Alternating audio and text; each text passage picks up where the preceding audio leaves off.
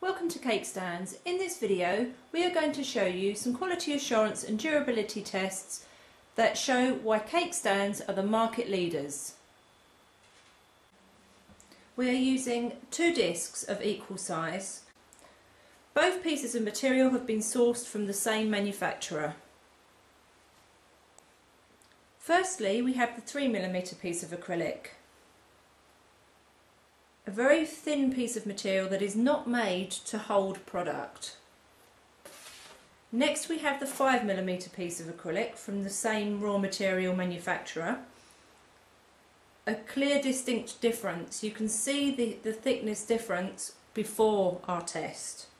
This is what we call the pound coin test. It clearly shows the difference between our 5mm thick quality product and 3mm cheap low cost acrylic. When choosing a cake stand, always remember, if it doesn't say 5mm or more, then it isn't. If it was 5mm, the seller will always say so. As you can see, the pound coin cannot slide easily across, as the 3mm acrylic on the left is a much thinner material than the quality 5mm acrylic that we use on the right in all our product. This is our strength test. We have our quality 5mm acrylic on the right and a 3mm acrylic on the left. Using bags of flour, I will let this demonstration speak for itself. This will show you why you should never choose a product that is below 5mm in thickness on any part of the stand.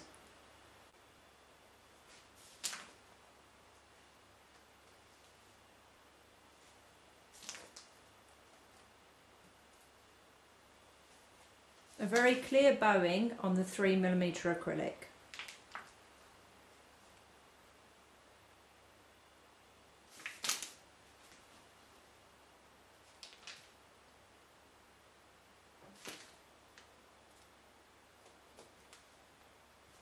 We will not put any more flour on the 3mm acrylic as it will snap.